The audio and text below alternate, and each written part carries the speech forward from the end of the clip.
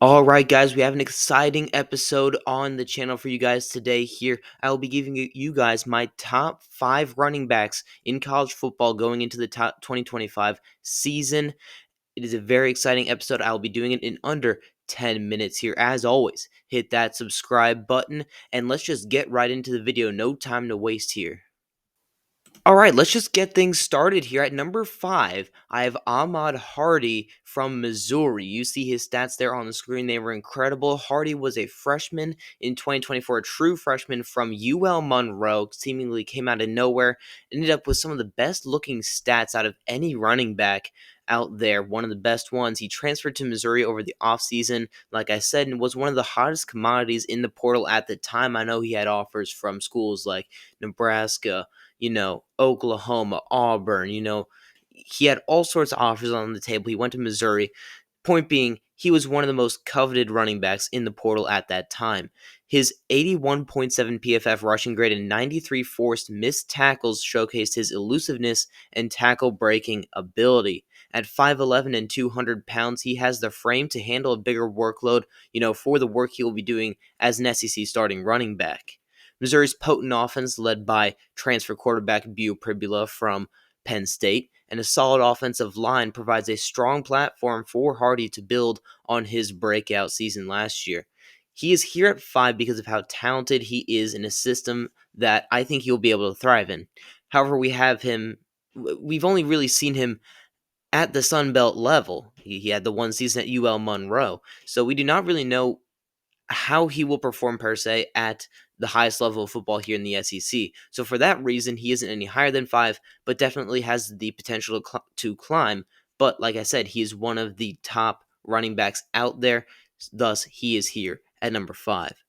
Okay, moving on from Hardy at number four, I have Isaac Brown from Louisville. You see his very impressive numbers there as a true freshman. Again, you're seeing a common theme here with these true freshmen.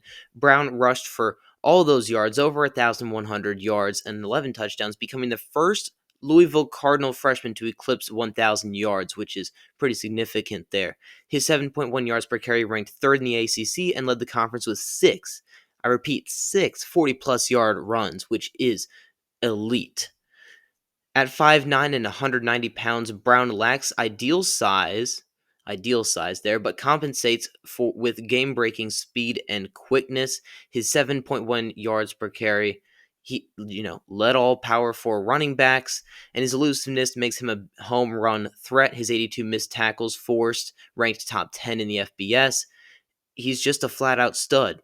And in Louisville's offense, led by coach Jeff Brom, that offense emphasizes explosive plays, which immediately played perfectly to Brown's skill set and will play in the future. With a solid offensive line and a pass-heavy scheme to keep defenses honest, Brown should build on his freshman success in 2025.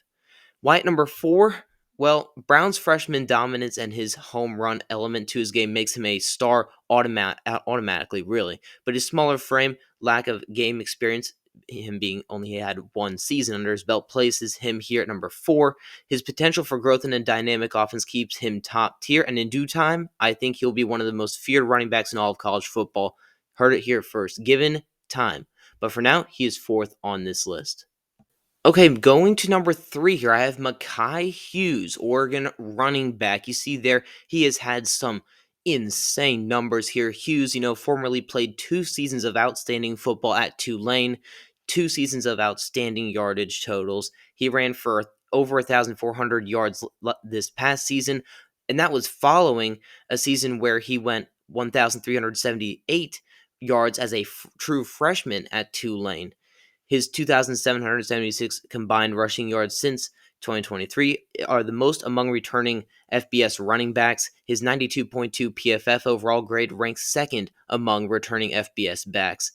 He has since transferred to Oregon, obviously, where he is expected to thrive in Will Stein's offense. I think that he is a perfect fit for this spread offense as it returns a strong offensive line and just overall playmakers all over the field, especially at quarterback with Dante Moore. And its spread system will naturally spread out the defense. You'll have a bunch of wide receivers out there, giving Hughes more open lanes to run through. At 5'11 and 210 pounds, Hughes is a workhorse running back with excellent vision and burst. He's highly efficient, averaging, that 5.3 a carry, over 6.1 yards per carry over his career, combining the two. His dominance at Tulane should suggest that he will be able to handle a heavy workload at Oregon. One thing I am worried about, however, is how he will adapt to how physically tough the Big Ten Conference can be.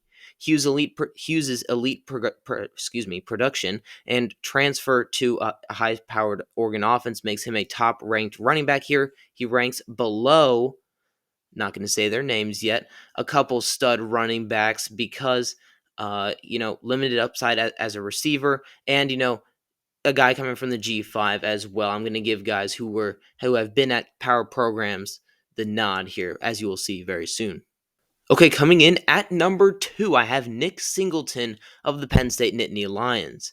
Singleton's decision to return for his senior season, despite being a projected Day 2 NFL draft pick, bolsters Penn State's backfield tremendously, which, oh, by the way, is considered one of the best in college football. In my opinion, it is the best backfield in college football, with Nick Singleton alongside Katron Allen.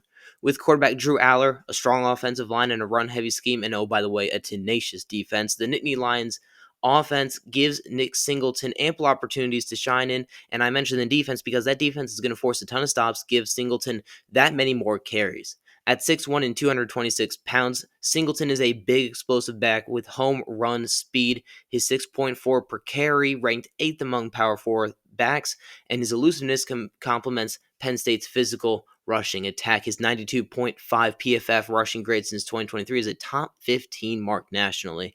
And his speed, his size, and his proven production make him a top-tier running back.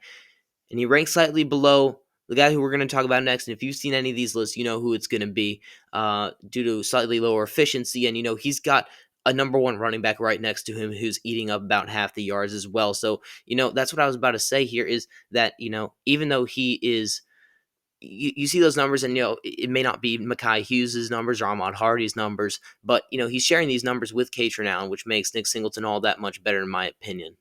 And last here on this list, number 1, you've guessed it, it's Jeremiah Love at Notre Dame.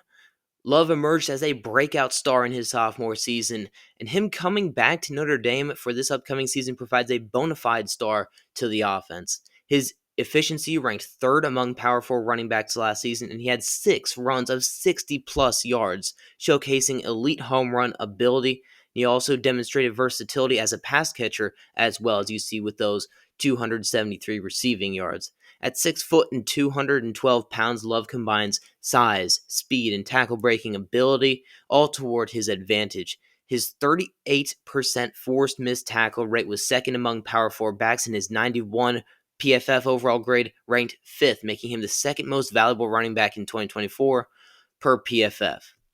His ability to break long runs, we all go back to that 98-yard run against Indiana. And, his just knack of just bulldozing his way in short yardage situations. We remember that 2-yard score against Penn State where he fought off 6 or 7 Penn State Nittany Lions to score from 2 yards out, highlights his dynamic skill set. Notre Dame returns one of the nation's top offensive lines, providing Love with excellent blocking to maximize his production. Despite a late season knee injury in 2024, he showed resilience in the college football playoff, and he should be fully healthy this season anyway. With the Irish aiming for a playoff push, a deep one, in fact, and Love being a Heisman contender, he's poised for a massive 2025 season, and honestly could be a first-round draft pick the way he is projected to go. Love's combination of efficiency, big play potential, and versatility paired with a super strong supporting cast makes him the top running back in this cycle. His ability to impact the game as both a rusher and a receiver sets him apart, and that, my friends, concludes our top 5 here on the channel. Alright, thank you all so much for watching the video. Remember to subscribe to the channel. It's the number 1 thing I want you guys to do. We're a small channel. We're growing. I'm going to be putting out so much content this off season. It's going to go crazy over the summer with the work I'm going to be putting in the channel. And I want you guys to subscribe, as it is the best way to support me. best way, hands down. Drop a comment. Love it, hate the video, don't care. Drop a comment, and I'll see you guys in the next one.